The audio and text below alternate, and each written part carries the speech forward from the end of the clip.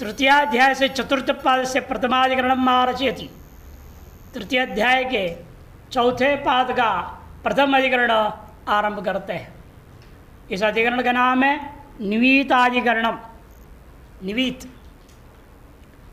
पहले भी एक हो गया, उपवीत अधिकरण नाम से यही मंत्र पर विचार हुआ था। थोड़ा अलग विचार थे, अलग विचार, इतना अंतर है। पृष्ठ संख्या 138 138 में तीसरे अध्याय के पहला पाद का 11वां अधिकरण था, 3-1-11। यही विषय वाक्य विचार हुआ। वहाँ विचारित था कि किसका अंग बनाया जाए, तो प्रकरण प्रमाण से दश पूर्णमास अंग तय किया था। अब एक अलग विचार आरंभ करते हैं। निवीतं तो मनुष्याणाम विधिर्वैश्वर्थवादकः अपूर्वत्वात् प्रकरणात् नुः कृतोर्वा विधीयते। प्राप्तं निवीतं मर्त्येषु प्रायेणैतस्य दर्शनात् उपवीत विधावेक वाक्यत्वादर्थवादता।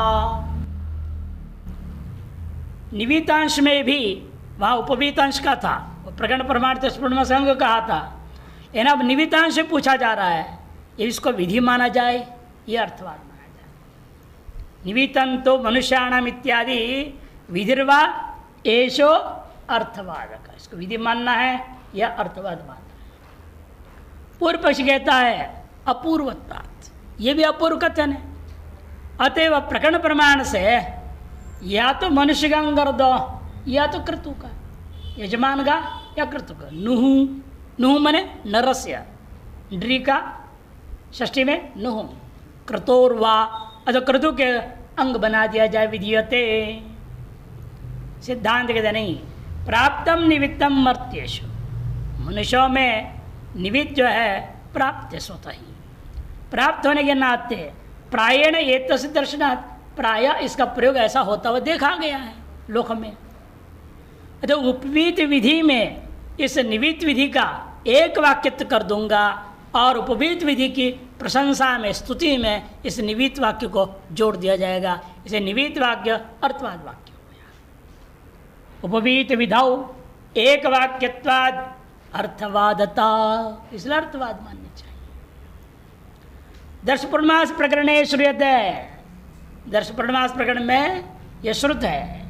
निवीतं मनुष्याणाम प्राचीनावीतं पितॄणाम उपवीतं देवानाम उपव्ययते देवलक्ष्मम् एव तत् कुरुत इति, ये वाक्य था।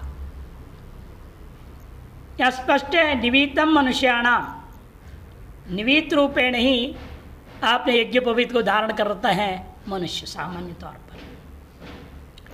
प्राचीन आवित करते हैं जब पितरों को तर्पण आदि देना पड़ता है, और उपवीत रखते हैं जब देवताओं को पूजा पाठ तर्पण आदि करना होता है। उपवीत देवानाम, इस प्रकार से उपव्ययते, उपवीत के द्वारा मान लो ये देव लक्षण को ही प्राप्त कर देते हैं कि देवता लोग हमेशा ही उपवीत ही रखेंगे। जिन्हों ना, उनको कोई पितर तो है नहीं, उनके पितर है कि देवताओं का भी, कि उनको जिसको श्राद्ध आदि करना पड़े, तर्पण देना पड़े, उनको इधर उधर बदलना पड़ता नहीं है।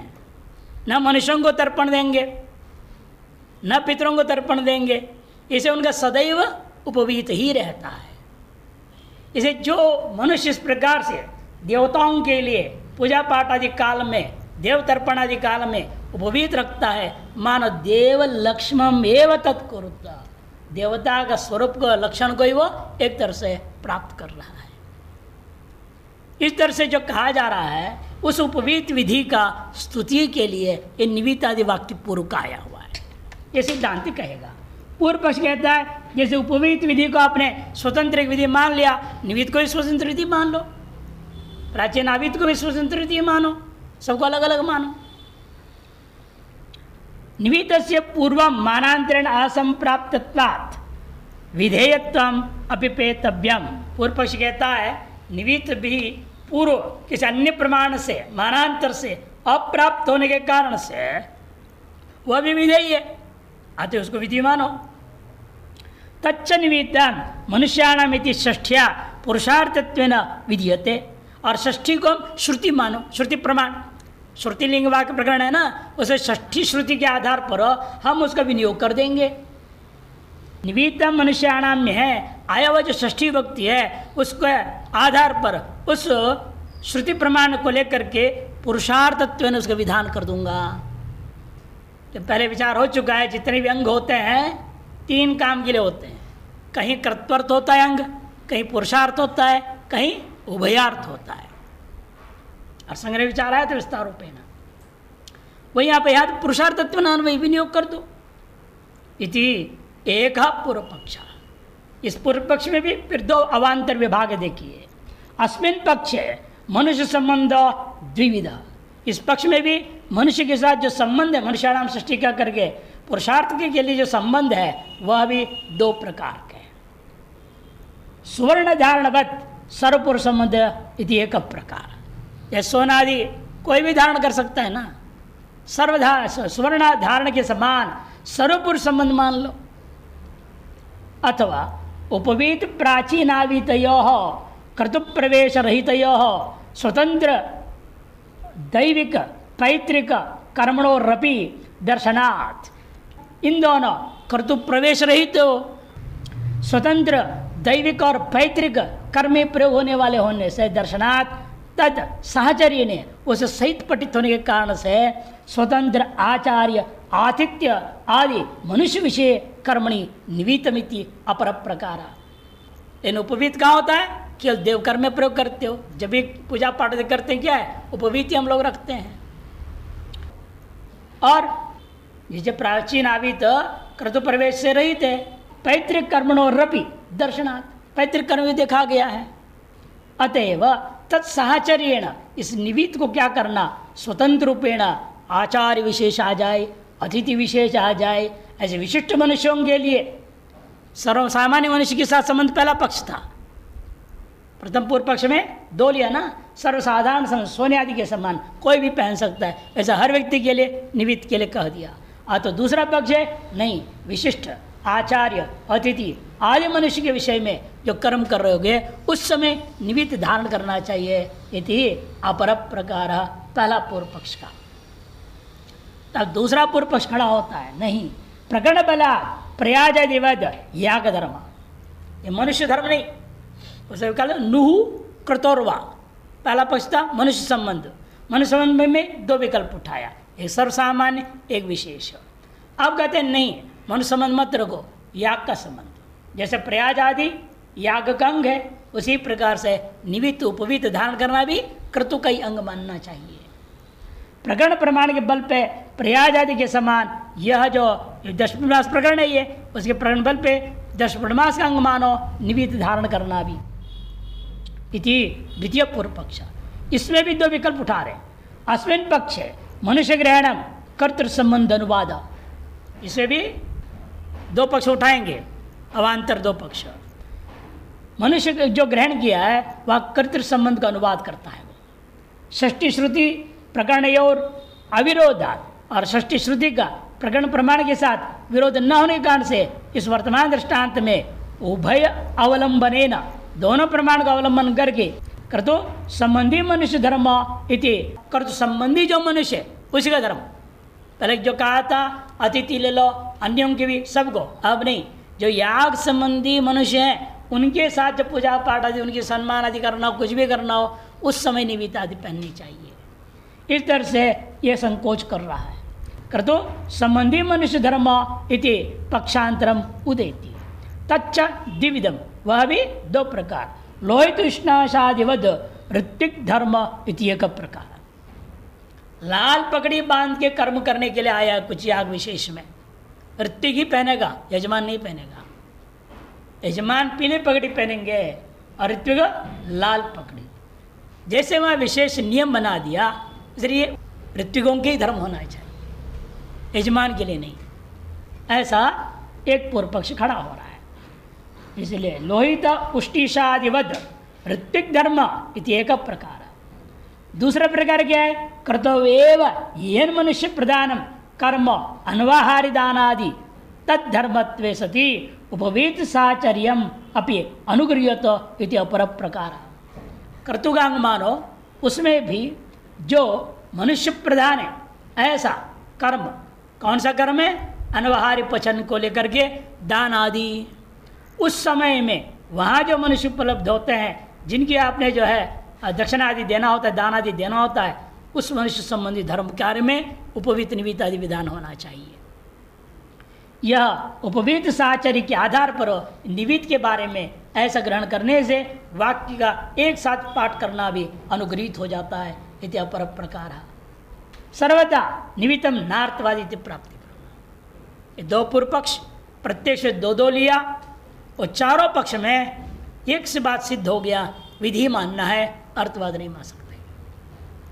साधारण पक्ष पहला था सर्व मनुष्य के लिए कह दिया, दूसरा अतिथ्यादि विशेष पहला पक्ष में मनुष्य संबंध के कारण से, दूसरे में कहा कि नहीं मनुष्य संबंध होने के बावजूद भी उसमें भी हमें क्या करना है, ऋत्विक मात्र के लिए लेना, अथवा जो अनिवार्य पचन आदि के दानादि कर्म संबंधी मनुष्य विशेष है, मनुष्य विशेष उनमें लागू करना।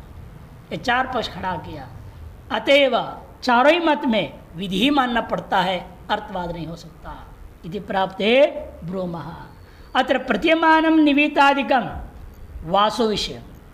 वास्तव में यहाँ जो निवीतादि कहा है ये यज्ञोपवीत से लेन देन नहीं, ये वस्त्र की बात है।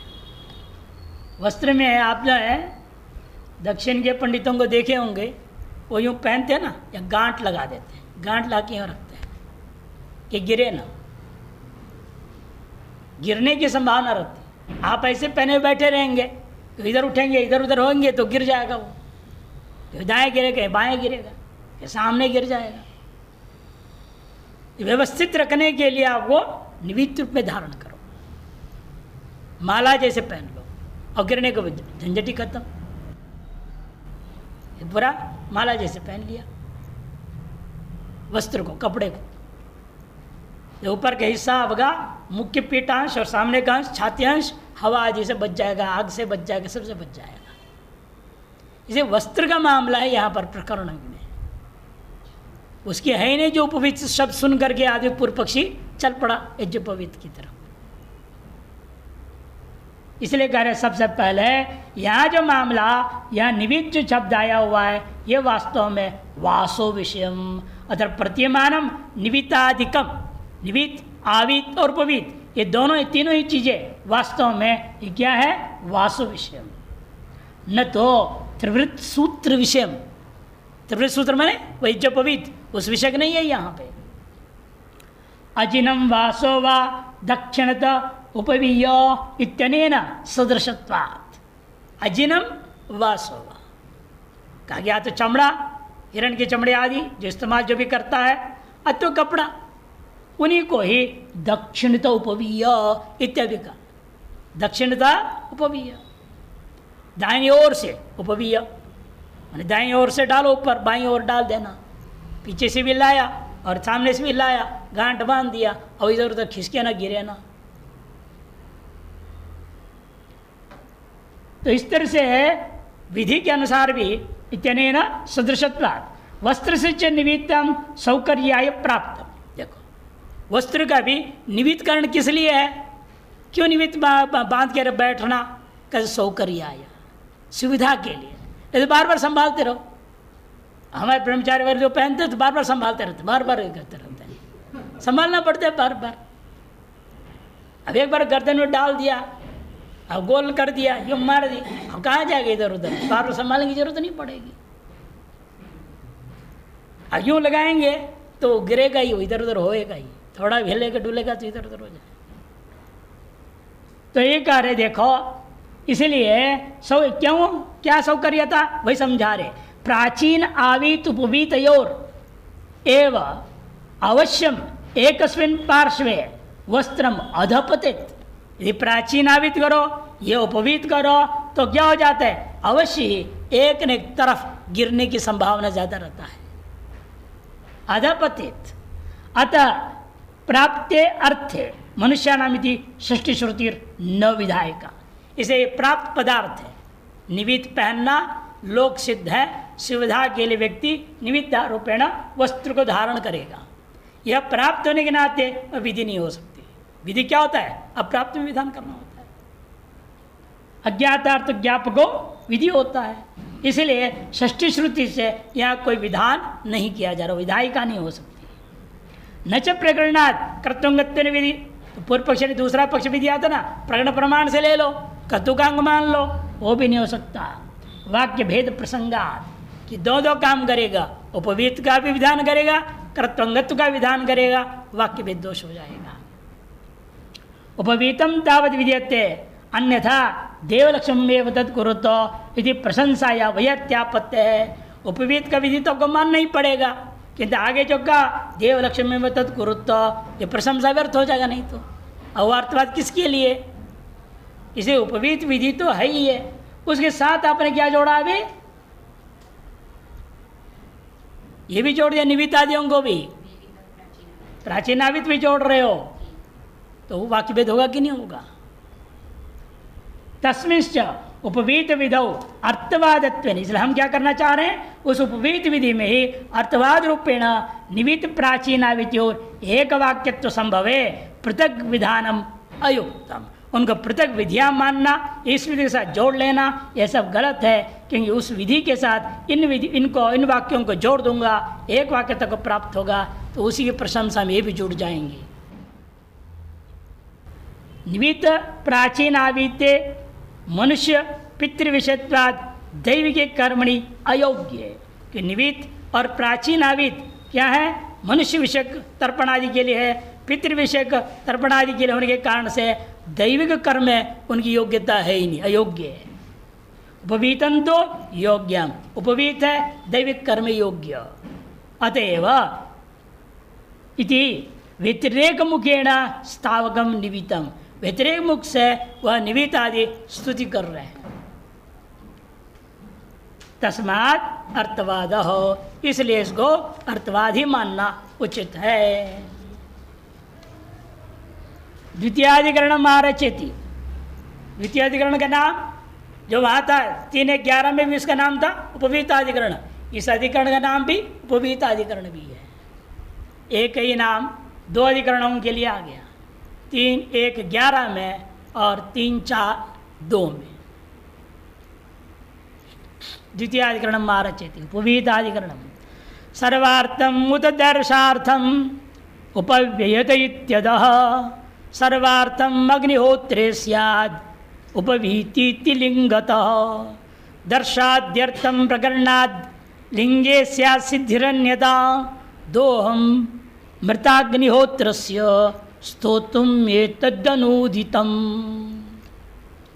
सर्वार्थम उत दर्शार्थम, ये जो उपवीत विधि है ये भी सकल कर्मकांड में उपयोग होना चाहिए या केवल दर्श प्रमाण से, प्रकरण में पठित होने से प्रकरण प्रमाण के आधार पर केवल दर्श याग में ही होना चाहिए। दर्श प्रमाण दोनों लेंगे। दर्शार्थम पूर्व पक्ष कहेगा सर्वार्थम अग्निहोत्र स्यात् उपव्ययत इति अतः सर्वार्थम एवं, क्योंकि निश्चित रूपेण इस विधि को सर्वार्थ मानना चाहिए। क्यों सर्वार्थ मानना चाहिए? क्योंकि प्रकरण प्रमाण है।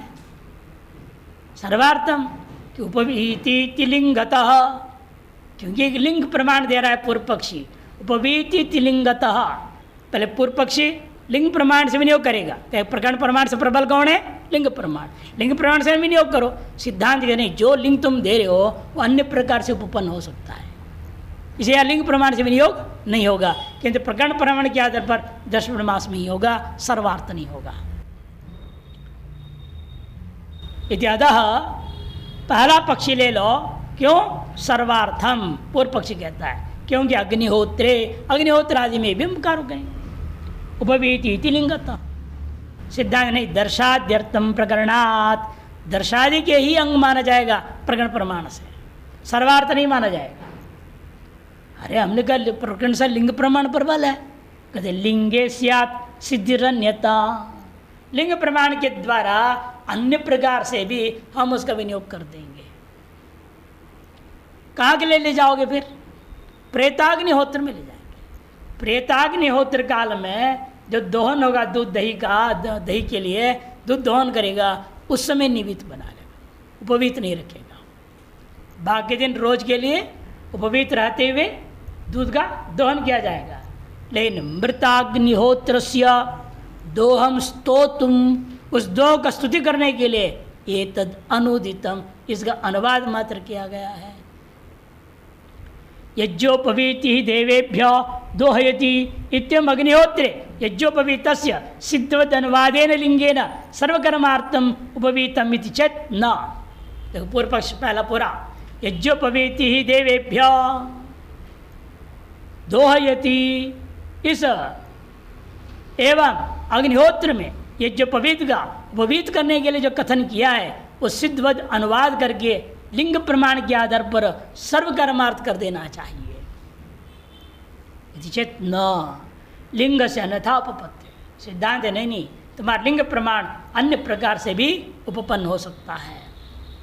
क्या है वो अन्य प्रकार, वही बता रहे। मृताग्निहोत्रम तस्मिन् दिने अन्येन हुयते, जब मृताग्निहोत्र किया जाएगा उस दिन जो है दूसरे के द्वारा अन्य हवन होगा।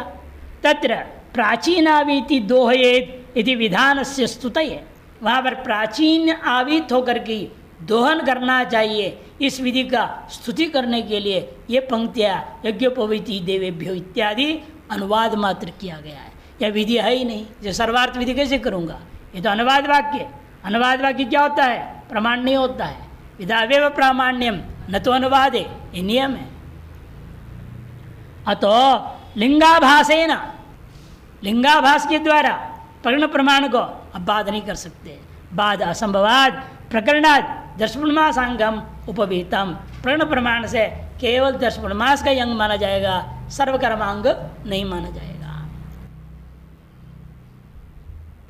तृतीयाधिकरण मार्चेति, उपवीत विध्यधिकरणम, इसका नाम है उपवीत विध्यधिकरणम।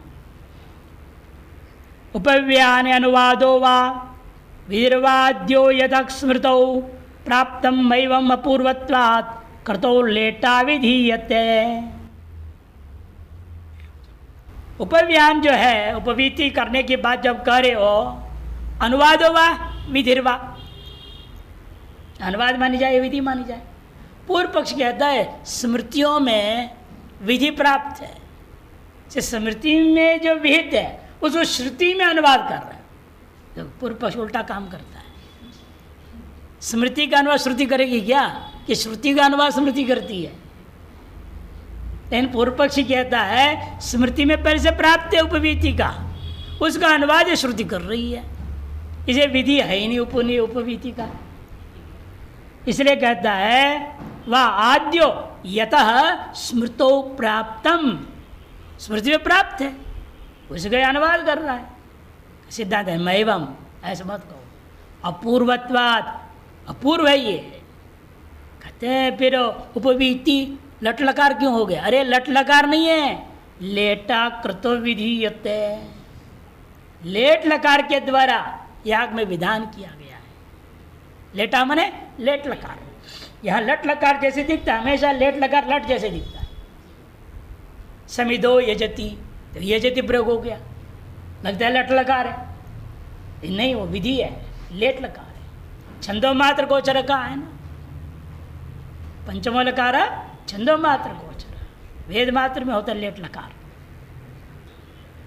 नित्योदकौ नित्य यज्ञोपवीति स्मृत्या, स्मृतिकार ने कहा नित्योदक्यो नित्य यज्ञोपवीति, इस स्मृति के द्वारा प्राप्त को ही यहाँ पर उपव्ययत इत्ययम अनुवादः इति चेत मैवं पुरुषार्थ से प्राप्तवपि कृत्वर्थ से प्राप्त विवाद। स्मृति में जो प्राप्त है वो सामान्य पुरुषार्थ के लिए है, लेकिन कृत्वर्थ के लिए विशेष विधान जो है यही वेद में ही हुआ है।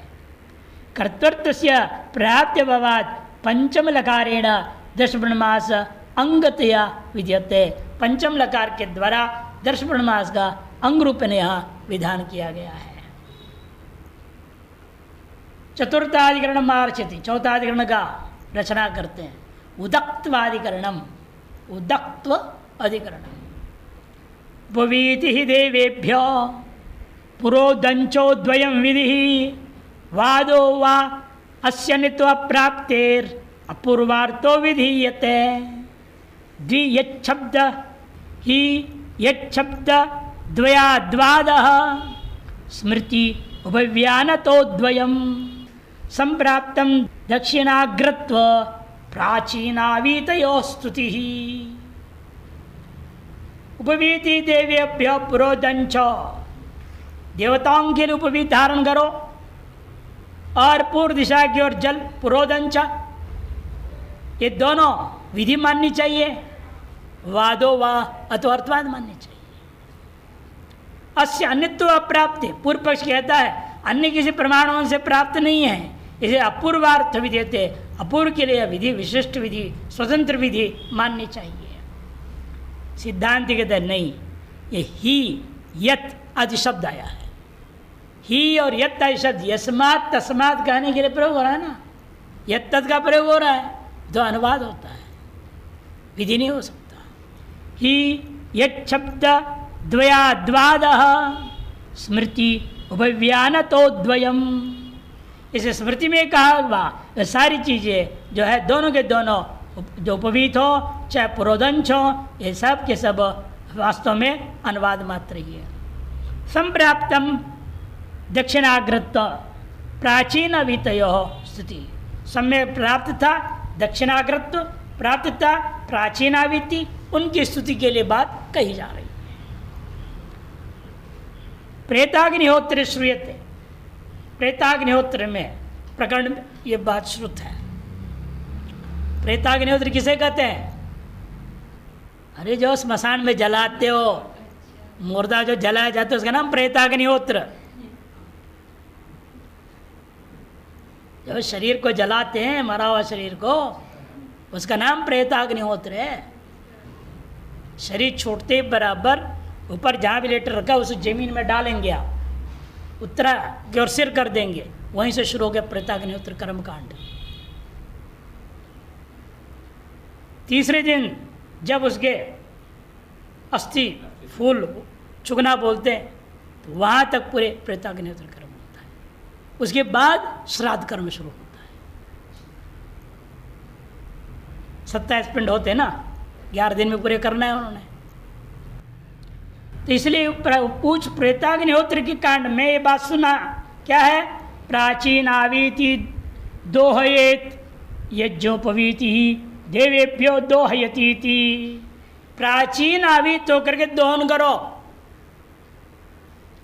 क्योंकि प्रेताग्निहोत्र के लिए तुम पिता माता कोई भी शरीर घर में गुजरे हुए हैं, अब उनको प्रेताग्निहोत्र करना है, इधर दूध दोहन करना पड़ेगा, तो तब उसको क्या है?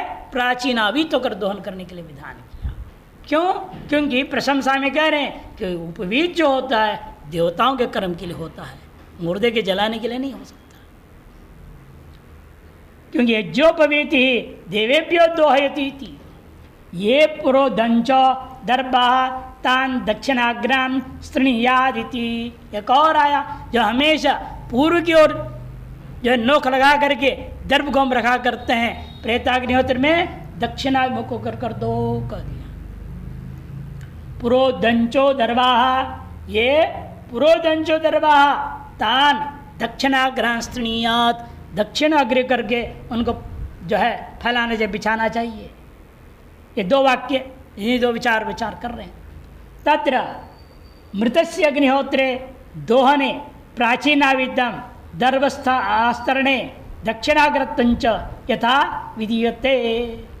प्रेताग्निहोत्र प्रकरण में दोहन जो है प्राचीनावित और दर्भास्तरण दक्षिणाग्र, ये जिस प्रकार से विधान किया गया, तथा मरणात् पूर्वम जीवतोपि, मरण से पहले जिंदे रहते वक्त अग्निहोत्रे दोहनांगम उपवीतम दर्भास्तरणांगम उत्तराग्रतम, मरने से पहले तो रोज अग्निहोत्र 10 मास और जो भी याग कर रहा है उस याग करते हो तो उसको दोहन करना पड़ेगा। तो कैसे करता है? वो उपवीत होकर दोहन करता है और प्राचीन अग्र करके दर्भ का आस्तरण करता है। मरने से पहले हमेशा ऐसे करते आ रहा था, और मरने के बाद उसके लिए उल्टा काम करना है। ये प्रकरण स्थिति है सामने। पूरा ये दरवा ते उदंच कार्य इति वचन व्यक्ति ही। ये उदक तो मैंने जल नहीं लेना है, उदक में उत्तर, उदक अर्वाक है ना प्रयोग होता है, ये है। इसलिए नहीं ये तद उभयम अन्यत प्राप्तम, ये दोनों ही बातें अन्य किसी प्रमाण से प्राप्त नहीं है। तस्माद अपूर्वार्थो विद्यताम इति चेत महिवाम, इसलिए अपूर्व यहाँ पर विधान विधि मानना चाहिए, महिवाम सिद्धांत नहीं।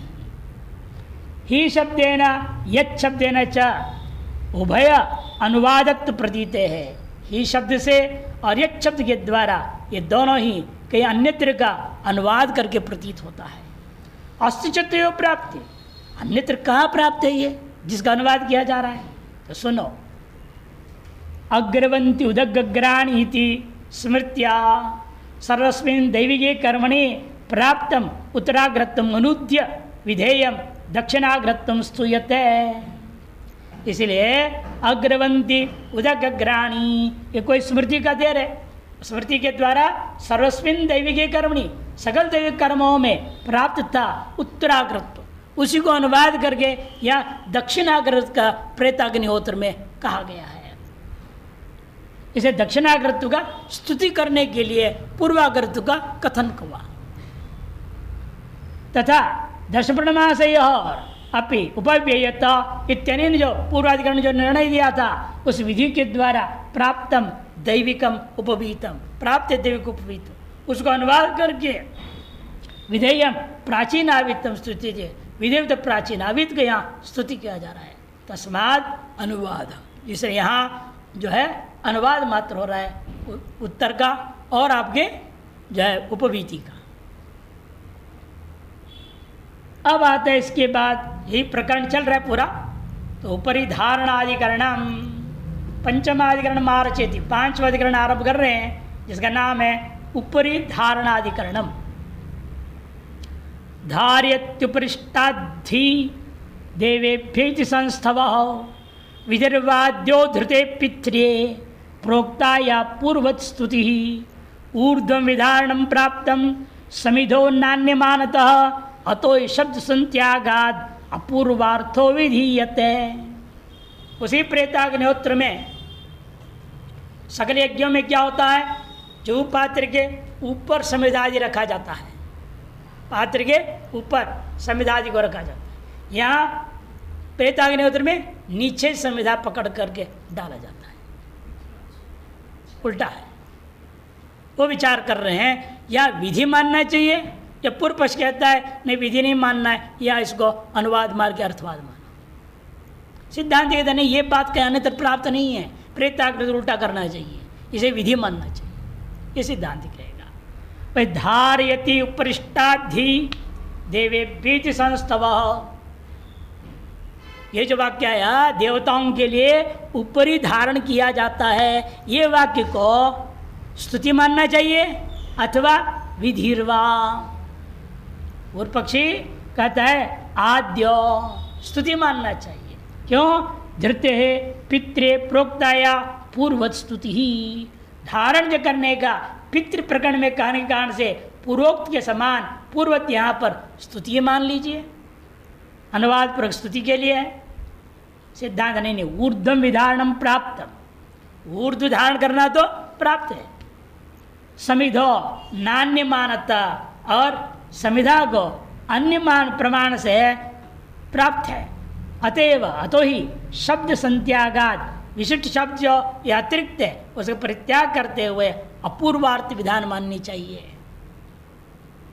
प्रेताग्निहोत्रे एवं श्रूयते, प्रेताग्निहोत्र प्रकरण में यह सुनने को मिल रहा है। अजस्तात् समिधम धारयति निधारयन, अजस्तात् समिधम धारयन अनुद्रवेद उपरि ही देवेभ्यो धारयति इति, या उपरि देवेभ्यो धारयति विधि है, यह अर्थवाद है। अजस्तात् समिधम धारयन, समिधा को जो पात्र का नीचे से पकड़ करके वो भ्रमण करेगा चिता पे। ये नियम यह होता है, जिन यज्ञ पात्रों को इस्तेमाल करता हुआ वह व्यक्ति जो मरा है जीवन भर कर्मकांड करता रहा, वो सारे यज्ञ पात्र को उसकी चिता के चारों तरफ रखा जाता है। कौन से पात्र को कहाँ रखना है वो तय है। एक एक करके ले जाएगा संविधा के साथ, तो पात्र को वहां छोड़ देगा, फिर अगला पात्र ले जाएगा, फिर छोड़ेगा। तो ये विधि है। उस विधि में संविधा के साथ ले जाना पड़ता है, सूखा लकड़ी के साथ। वो संविधा को नीचे रखेंगे, उसके ऊपर पात्र को रखते हैं। ये कहा गया अधस्तात् समिधम धारयन अनुद्रवेत, अनुद्रवण करना है। ऊपर ही देवेभ्यो धारयति, कि देवताओं के लिए ऊपर धारण करने का विधान है। इस वाक्य में तत्र पितृम हविर होतुम हस्ते धारयन यदा मंत्रम पठति, पितरों के लिए हविष का आहुति देने के लिए हस्त में धारण करता हुआ जब वह मंत्र का पाठ करता है, तदानीम श्रुग दंडस्य अधस्तात् समिधम धारेत, श्रुग दंड के नीचे में समिध को धारण किया जाता है। इति यद विधीयते तदेतद दैविकेन उपरि धारणेन स्तूयते। वो जो है पितृकर्म के लिए जो अधोधारण का विधान किया गया, उसकी स्तुति के लिए दैव कर्मों में ऊपरी धारण का जो वाक्य उत्तर वाक्य आया, वो स्तुति मात्र के लिए अर्थवाद रूप में आया हुआ है। ऐसा पूर्व पक्ष कहता है। तदेतद दैविकेन उपरि धारणेन स्तूयते। क्यों? यहाँ भी ही शब्द आ गया है ना, ही देवेभ्य बोला ही। जैसे पूर्वाधिकरण में हमने क्या कहा, ही शब्द है, यह शब्द है, इसका अनुवाद मानना पड़ेगा, विधि नहीं है। यहाँ भी तो ही शब्द है, इसको भी और अर्थवाद करने के लिए अनुवाद किया गया। मानो ही शब्देन पूर्वाधिकरण ही व अनुवादत्व प्रतीतेर इति चेत मैवम, ऐसा मत कहो। दैविके हविषि श्रुग दंडस्य उपरि समिधारणस्य अपूर्वार्थत्वेन विधातव्यत्वात्। दैविक कर्मों में हविष को श्रुग दंड के ऊपर ही रखना है, संविधाओं को धारण करना है, यह भी अपूर्व कथनी है। अतएव विधि का विषय बनता है। अनुवादत्व गमग ही शब्द असंबद्ध उपेक्षणीय। अनुवादत्व बोधक ही शब्द जरूर आया है मंत्र के बीच में, लेकिन उसकी उपेक्षा करनी पड़ेगी, अनर्थक ने बात मानना पड़ेगा। क्यों? क्योंकि अन्यत्र विधि प्राप्ति नहीं है। दोनों विधियां यहां पर एक साथ है, पैतृक कर्म के लिए विधि, दैविक कर्म का विधि, दो विधियां हैं यहां पर। अधोधारण भी विधि है, ऊपरी धारण भी विधि है, कोई भी अंश में अनुवाद नहीं है। अतः जो ही शब्द आया उसका अनर्थक निपात होता है ना, अनर्थक निपात प्रयोग हो जाते हैं। वाक्य अलंकार के लिए ही बोल दिया बीच में, इन वास्तव अनुवाद का द्योतक नहीं है, अनुवाद का गमक वो नहीं है, अतः उसकी उपेक्षा करना चाहिए। ही शब्दो असंभवाद, यहाँ पर अनुवादत्व में घटाने में संभव न होने से उसकी उपेक्षा करनी चाहिए। अनर्थक निपातत्वेन निर्णेतव्य। षष्ठाधिकरण मार्जति, छठाधिकरण की आरंभ करते हैं। दिक् विभागाधिकरण, दिक् विभागाधिकरण नाम का अधिकरण है।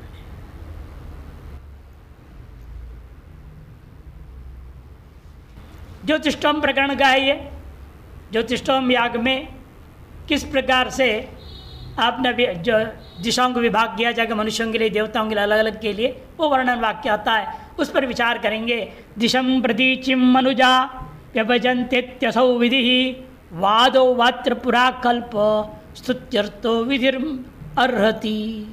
प्राचीन वंशवाक्योक्तेर विधावस्य एक वाक्यतः दिग्विभागो अर्थवादोयम उपवीते निवीतवत्।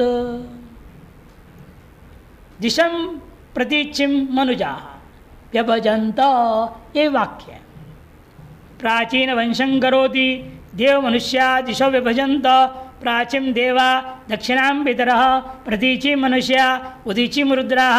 यत् प्राचीन वंशं करोति देवलोकम् एव तद् यजमान उपावर्तत इति। ये पूरा वाक्य, विषय वाक्य। प्राचीन वंशं करोति, जो यज्ञ मंडप का छत होता है, प्राचीन प्रवण पूर्व दिशा की ओर उस छत के दर्भों को जो बिछाया जाता है झुका करके किया जाता है। देव मनुष्य दिशो विभजंत, और देवताओं के लिए मनुष्यों के लिए दिशा का विभाग किया जाता है।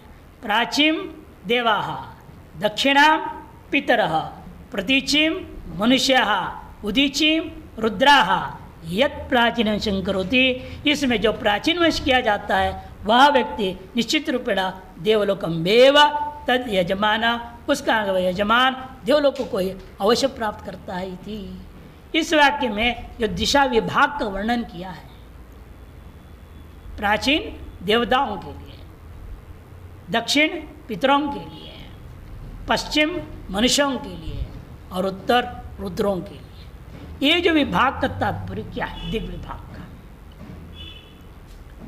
यह पूर्व पक्षी बोलता है असो विधि वादोवा, यह विधि माना जाए अथवा अर्थवाद माना जाए। पूर्व पक्षी कहते हैं विधि मानो।